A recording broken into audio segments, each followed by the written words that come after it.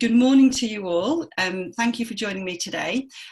Today we are going to be thinking about building confidence in sales professionals. So for those of you that don't know me, Helen Dimmick, a UK consultant and trainer, not a trainer in how to run webinars, but I'm guessing there. So what do I want to achieve today? We're going to look at why confidence is so important and how even if you don't feel confident, you might be able to act with confidence. And I also want to share many sort of reasons why I think, sales professionals or business owners should hopefully be feeling confident anyway, despite all the challenges that we're facing out there. I'm then going to look at how to take you as clients on a confident journey, interacting with your customers. And then I think about from whether you're watching this as a sales professional, as a business owner, or whoever you are, I want to think about how you can position yourself with confidence. And throughout all, please post some questions and there'll be some time at the end to have a look at those. So what is confidence? Confidence is freedom from doubt, belief in yourself and or others and their abilities. So it's that feeling that you trust yourself or you trust others. But the great thing is, it's a skill that can be learned. And all we have to do is aim each day to be slightly better than the day before. So we're going to look at how we can learn those skills. And I think really it's having that love of learning. And then we're going to put them into practice and then we're going to prepare.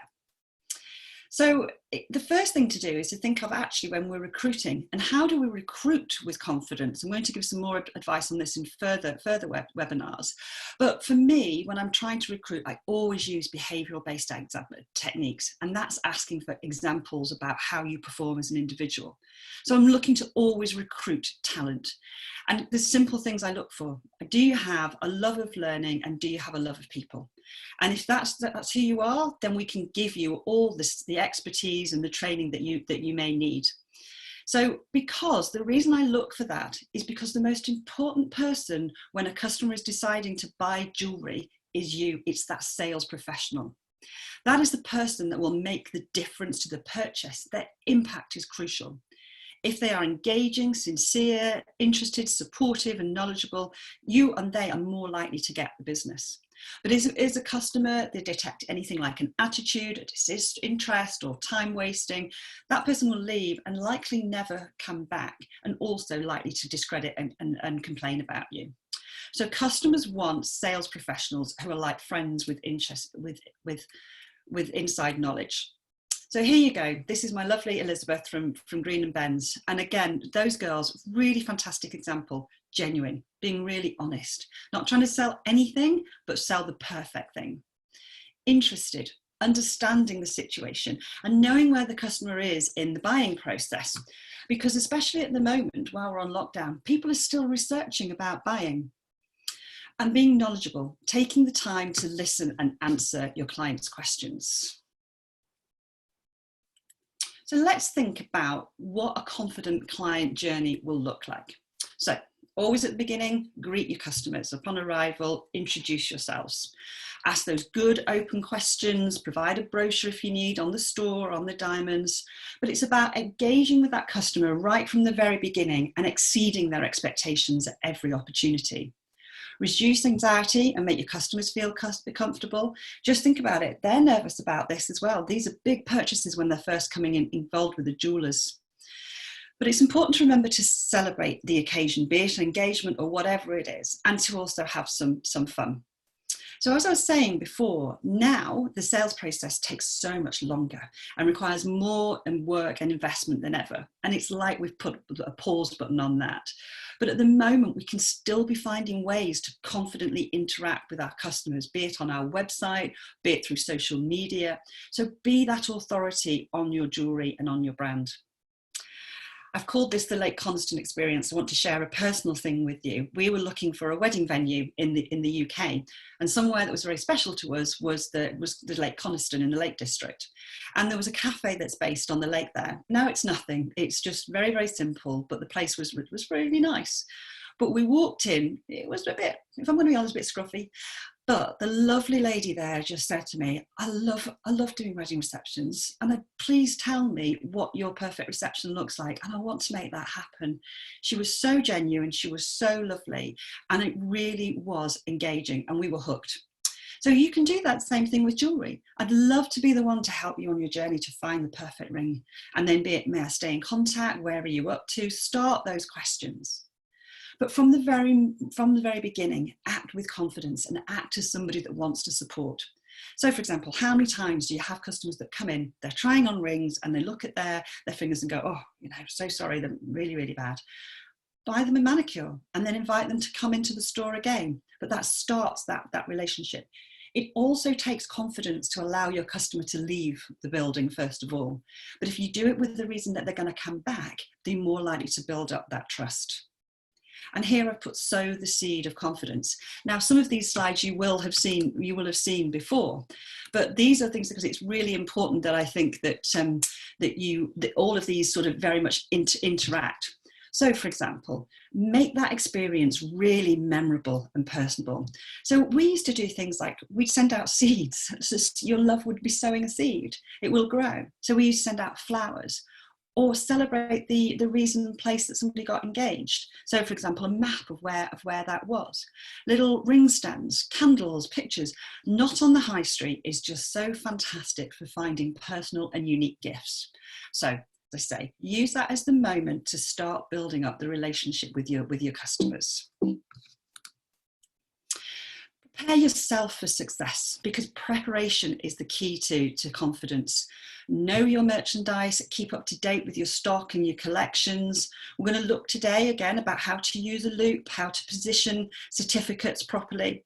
But now is a great time to actually research your competition. You can't do it in the stores, but you could certainly do it online. So look at the resources that are out there. Start reading as much as you can, know your competitors, see what they're doing online, but take a moment as well to really open your eyes and ears to what's happening out there. The world is changing, and we've got to be ready as a business to come back, because nothing will be the same again.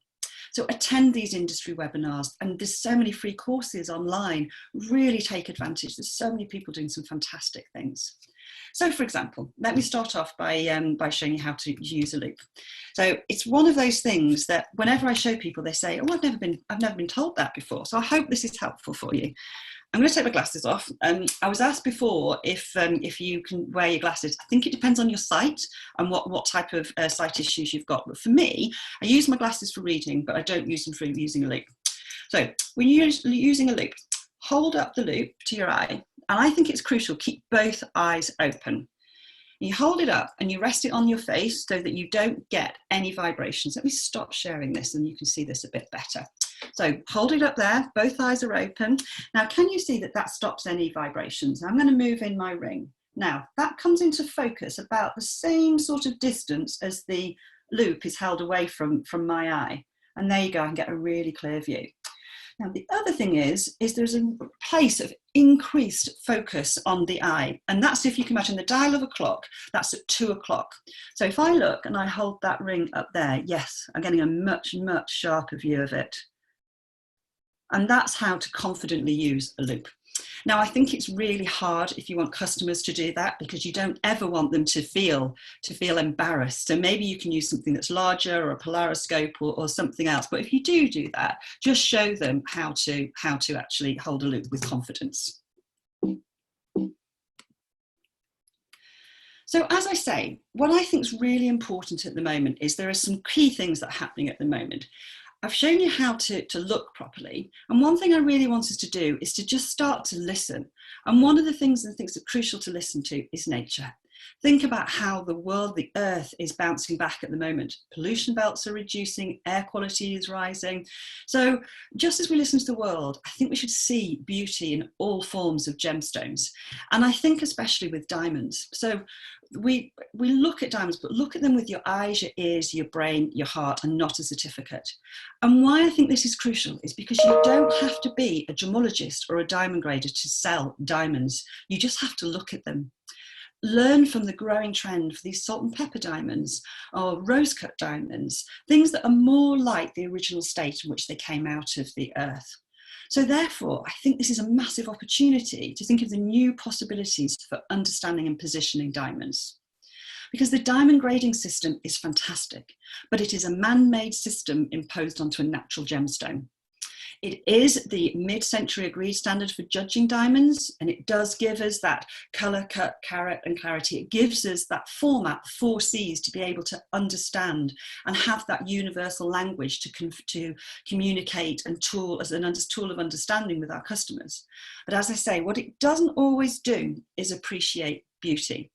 And this is where I think you stand as an opportunity to be an expert and to have further sales opportunities.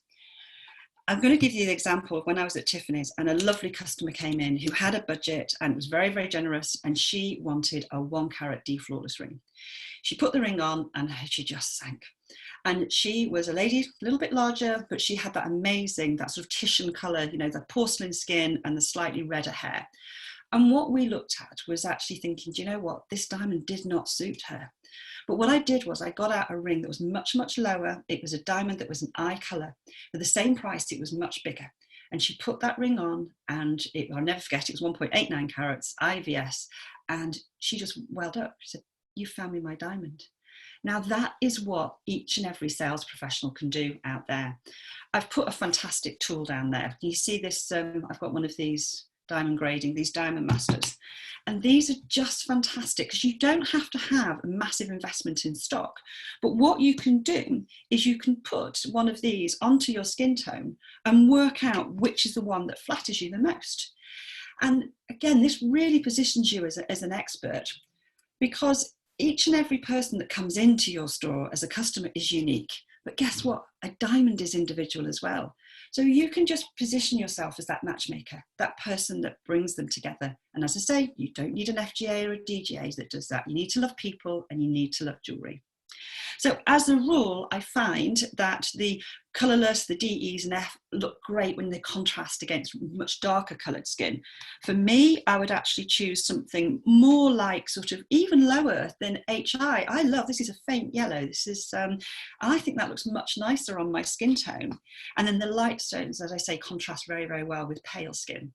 And let's face it, we're in England and we tend to have a fairer complexion. So again, I think this is a massive opportunity out there, but I think it's one that's going to be very much in tune with the earth as we come out of this pandemic.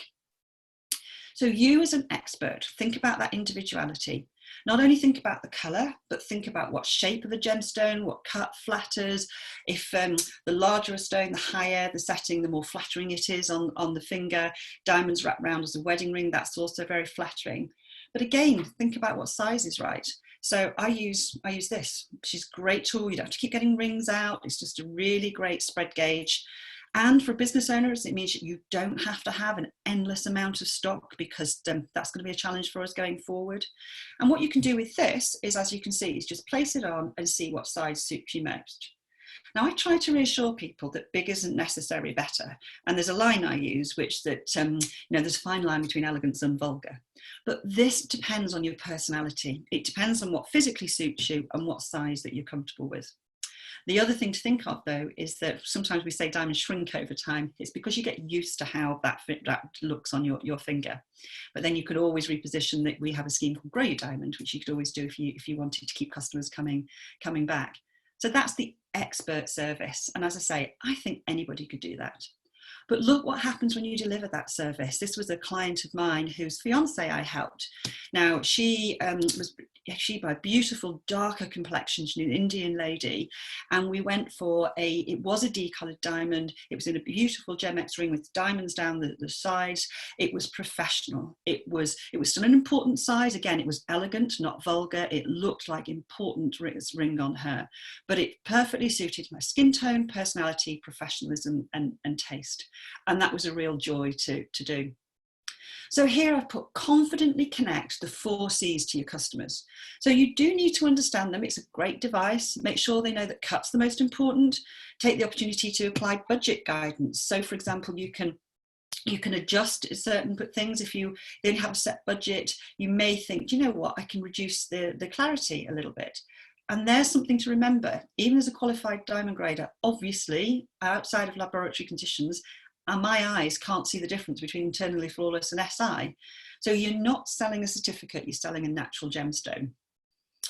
The difference between DE and F is just a degree of transparency. It's not colour. So again, there's the opportunity to come down. So once you know your 4Cs, use your expertise to advise to match which is the right factor for your customer. How to help using certificates. Certificates can be a little bit dry, but it's an important thing about credibility. So just run through a few checks. Check they're not too old, because the ring or the stone may be damaged at some point, so you have to make sure that that's not the case. Check the reputation of the lab. They should be registered with SIBJO. Make sure you understand things like triple X, when you understand the proportion, symmetry, and polish and girdle. For all of these things, I have done a course called Understanding Diamonds, so that covers all of the technicals that you need. Again, that will address with fluorescence as well. But as I say, make sure customers understand they're not wearing a certificate, but they're wearing a natural gemstone. That certificate, although it provides that validation, is not what's going to be the delivering the performance of the diamond. And when you're using certificates, just use language that you are comfortable with, and never ever be afraid to say, I don't know, but I'll find out. And if there's ever things gemological somebody doesn't know, there's me or other people in the industry who will always help you. So always determine the customer's level of knowledge. You don't want to be boring them, but you want to make sure you're only explaining the bits that they're interested in or have told you is relevant for them. And always tie in the technical things to beauty. So like the cut and the symmetry, talk about how that's going to influence fire and brilliance. Be sure when you're always looking at stones that they're on the finger, so that the customer can be looking down, enjoying them just as you're explaining them. And if you ever explain a difference, such as colour, please make sure that you are showing them two differences, because otherwise it comes across as insulting them. And then after you've done that, just say, how does that sound?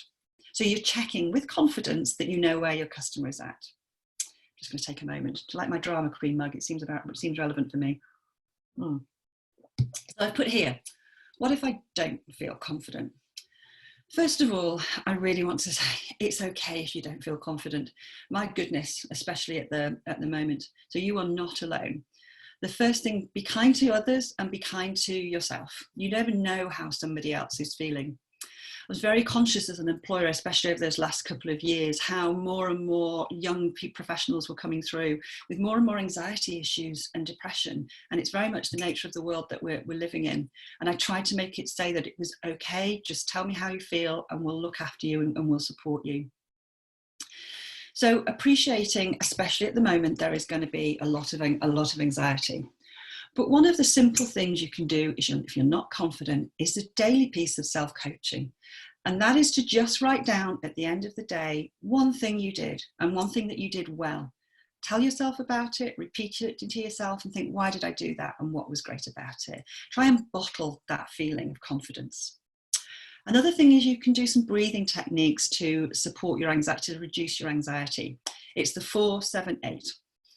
Breathe in for 4 seconds, hold for 7, and exhale with a whoosh for 8.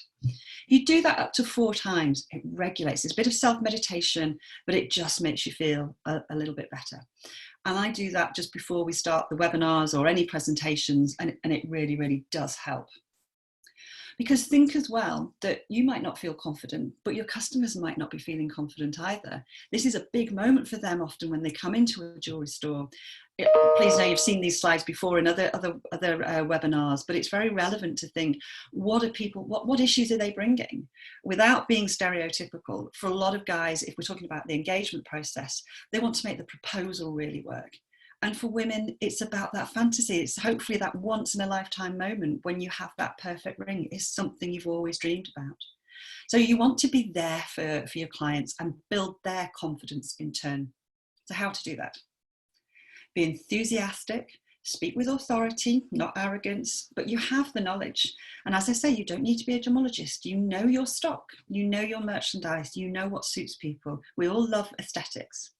So approve of yourself. Use confident statements. This is the most beautiful ring you can ever buy. This ring has everything you mentioned is important to you. Because if you've listened to your customers and asked the right question, then you can position the right product. Exude certainty and make all clients feel important. And what are those confident questions? Good opening questions. Tell me what's most important about the ring you're going to buy. Tell me about the lucky person. What have you discussed about the ring? Or how familiar are you with whatever jewellers you are, whatever company you are? And all of those are really good open questions that you can use to get key information to be able to position the right product going forward. So again, do you find the right solution? You need to just ask the right questions. This was something before as well. Be the expert on the whole process, not just your stock, but the reasons why people are going to buy. Be it, a birth celebration for when a child's being born, or when you're getting proposed. Become an expert on every process of the sales. And when we're back in your store, and you can think about this online at the moment, but create an environment that will give you confidence in terms of how you're presenting, but also make your clients feel comfortable and confident. Hopefully that's private viewing areas or a nice area of the store where they can go. So think about, as I put here, curved chairs, soft tactile fabrics. Think about fresh flowers and soft background music. We often think about serving champagne for jewellery, but I'm always a little bit cautious of that because I don't know if that will necessarily make some people feel more comfortable. Maybe a guy wants a beer, or maybe you want a cup of tea. So we would have a drinks menu that would offer all of those for a variety of occasions, and think about, drinks for little ones as well, and providing entertainment for the little ones. We had a treasure chest there. So think about what a confident sales environment looks like. And for a sales professional, one of the biggest thing is we can't help it. We all do it. We stand behind the vitrines, or we stand behind some piece of furniture. Please come out from there as much as possible. And the best way to do that is to have a full length mirror in the store, which you can use to sell. This is the best way to position, because all of a sudden, if you're stood next to a customer, you're side by side with them on that journey. So stand next to them and watch their reaction when they're trying on a piece of jewellery, earrings or a ring. And then learn to read their body language. So if they're looking up and they see some piece and you see them positioning a little bit more, you know they really like it. If they've gone down a little bit, shoulders slightly, this is exaggerating, but you can see they've not had that reaction. So watch that. Observe it, reinforce what you think their reaction is, and then say, right, let's choose something else. Or you can then make a recommendation based on that interpretation. You can also see if they come in and say, oh, imagine it looks fabulous now. Imagine what it's going to look like on your wedding day or whenever the occasion is. So again, you can start to really, really visualize. But thinking as well, while we're in lockdown, we're either, as I say, we're not communicating in stores, maybe it's through social media, it might be on the telephone. That this might be the way to make a good impression, sometimes a first impression of you and your company. It is actually important to sit up straight, to make sure you're getting all that air into your lungs, and actually to smile when you're talking to people, because your voice changes, the tone of your voice. Remember, only 7% of communication is verbal. It's all in that tone. Small techniques, own an issue if you get a phone call, make sure you ask permission to put somebody in hold, check your understanding of what they've wanted and make accurate notes. But make sure you leave a great lasting impression.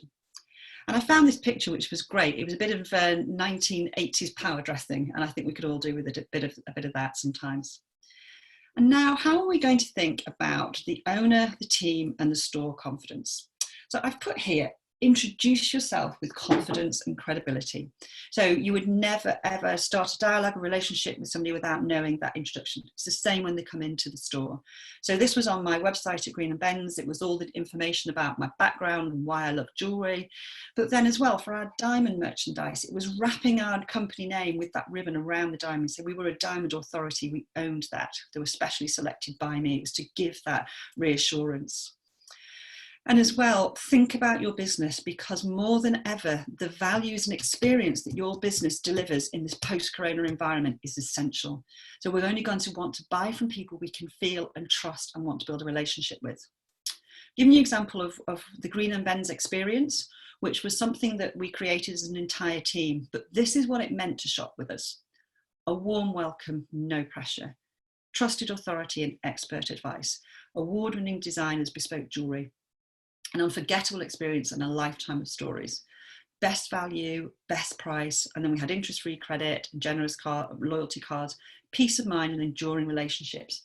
That went on anything and everything. It had to be personified through the building, through our training, through our conduct, but it was also something we would put, I'm sorry, I'm holding up here some of our loyalty scheme, for example. So know what your values are, and if you don't, now's the time to get your team together and to start thinking about what it means to shop or to buy from you, and then make sure that they are delivered 360 across the business, and then celebrate and promote them. And then when you're doing that, something we're not very good about it, but brag a little, we won UK Jewellery of the Year. I was really, really proud of that. And I'd forgotten at first not to tell everybody about it. But it wasn't, you sometimes think, well, I don't want to come across arrogant, but for me, it was being proud of my staff. And that was why I did it. And in terms of your staff, again, dress for success. Now that really is some 1980s power dress thing. But my advice is for people, dress for the job you want. And of course, you should all hopefully have dress codes. So it's about adhering to them, being smart. And nail varnish, tattoos are a bit of a challenge at the moment. We all have our own interpretation on those. My approach to dress code was we had a very defined dress code, but I wanted my team to very much be their individuals. And that was because, as I've put here, celebrate the team and let them be heard. So for us, there would always be giving a gift guide, for example, of what their favourite piece was. But I wanted them to feel that they too owned the business, and in some form or other, their identity was within the branding. And this was how we did it. I put here, let your team own the retail space too. We used to have, and they were on display, and I wish I had a picture of them, but we used to have champagne flutes that were lit up on some beautiful, beautiful cabinets, and they would have everybody's name on them, individual. So when you were serving some bubbles with people, when that moment was right, you could have your Mr. and Mrs. Champagne, and then you could have, say, Victoria or Sarah's or Helen's on there. And then on the back it said it all adds up to Green and Ben's. But I saw the pride with which the team reacted to this. They did feel that they were an important part of the customer's journey, an important part of the business as well. It's the same with mugs. One of my girls, I've got one here, and we had the mugs, we had our own, they had the coasters with that branding on it, and then she'd done individual, Helen, it all adds up to Green and Ben's, a cup of tea that nobody can make. I'm a diva when it comes to my tea. But each person had their own little message on it. But again, it was important that individual was part of the branding. So where possible, when you are looking at the physical space or online, think about how to include their achievements, their past, their events that they've been to, the certificates of qualifications that they've got, because hopefully that builds up their confidence. And I really think that coaching and confidence are essential. We'll talk in another time about how coaching is the key to performance success, learning, behavioural change, and improving results. But if you do nothing else as a team leader, start the day with what you want to achieve, who's coming in, those sorts of things. But at the end of the day, just say to everybody what went well, and get that person to tell the story of what they did, maybe an interaction with a customer, what was good about it, because then other people learn from it as well. And it means that you end the day on a high, and that is so important. If you're watching this as a sales professional, not the owner of the business, then maybe you can choose somebody else in your company and you can peer coach each other. Just provide that mutual support. Hey, you did this today. I really learned from that. I thought that was fantastic. And then you unearth why it was good and what you can take from it. And as I said before, self-coach. Every day, just say, this is what I did. This was really good. And I'm really, really proud of myself for doing that. Be confident in your brand as well. As I say, this was all about the individual with the mug, but put that logo, put that identity onto, we did on cards, on the brochure, on gloves, on a little travel case. We even had the green pen for Green and Ben's. But be confident about who you are and ensure that that gets delivered. I mean, so many people now do all of this bespoke collateral. So the CMJ has just done some fantastic with the Growth and Learning Network. You know, it's amazing what you can put your logo on. So have a look at that, because you want to spread the word more and more, because you've got to outreach. So for example, care kits, key rings, anything that's going to relive that moment for people time and time again. But be thinking as well about how to act with confidence with your stock. So it's no longer enough that you're just going to open the store again and put in your 3-stone rings and your single stone rings and your yellow gold. And that is not what we need to do. You need to connect. So confidently connect your stock with people And how we're going to connect, we'll connect with emotions. So put your jewellery into collections, simple things. We did it with names, but think of themes or seasons or occasions or collections that talk about your history as well. So own your brand collections and identity. And I think your own identity is going to become more and more important. So think about your heritage. If you've lasted 10 years, 50, 100, what are you going to do to last that next 150 years? This is a small example, but I think it perfectly illustrates the point. These are diamond earrings by Ungar and Ungar, but they call them social climbers, and they're the ones that climb up the ear. It's fantastic. It relates to the floral form. It talks about the social interpretation of how do we want to rise above our station maybe, or we want to be more hierarchical, which is what's issue over jewellery. But it's a fun way of giving that storytelling, of giving that benefit, of giving that purpose and what's in it for the customer. And we've only got a few days left, but we are still in April. April is the month of diamonds. So think about the birthstones, the rainbow gems, all of those things that we're talking about to look at positioning your stock. And finally, as I say, we're now starting, we're still in lockdown. There's no sign of coming out, but we're starting to talk about what it might look like. So on your own or with your teams, brainstorm and think about value-driven events to bring people back into your store. It may be that you want to offer free cleaning as well, shopping days, coffee mornings at a socially distanced and appropriate space. You're going to think about having to clean all the stock, clean all the stores. But one of the things that I wanted to reassure everybody at the moment is I've just come off the phone this morning with Simon Wilson, who's an amazing guy who has Stonehawk. And he is already thinking, and he's doing it at the appropriate time, about providing support for when we go back to our shops. He is thinking about what logistics might look like, the impact on our mental health, thinking about customers are going to be wearing masks. How do we keep that distance from them? People out there are going to, you know, the criminal out there, where are they up to? What are they thinking? But what he's about is not fear-mongering. It's about providing empowerment and resources and reassurance. And he's doing this free of charge. And we're going to be working together on some webinars and some contents that when the time is right, we can come back and provide those resources for everybody. So it's an honour to work with him, and I'll look forward to bringing that. Okay, well, I think that's a lovely note to end on. So yeah, it's about 35 minutes. So let me just go back and have a look to see if there are some questions. Let's have a look, who have we got here? Oh, this is so lovely. This is Sweta. She's joining me from India.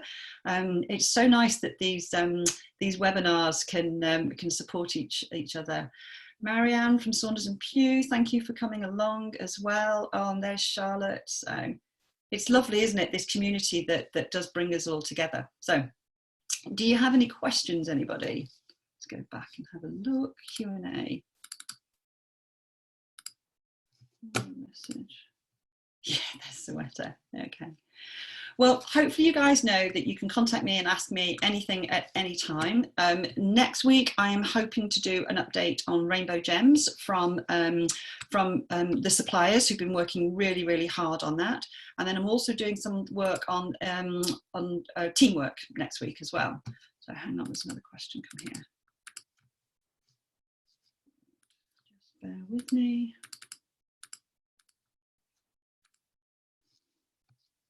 Trying to get to these questions. Oh, that's so much. Oh, I've had a lovely blast from the past there. My friend Alessandro's joined me, and that's a real honour. Okay, well, I'm going to take that moment. I'm going to stop now. So thank you to you all for joining me, and I look forward to seeing you next week. Take care, everybody. Bye-bye.